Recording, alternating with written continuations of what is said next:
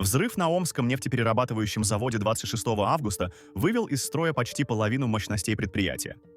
Повреждена установка первичной переработки нефти АВТ-11, наиболее производительная на заводе.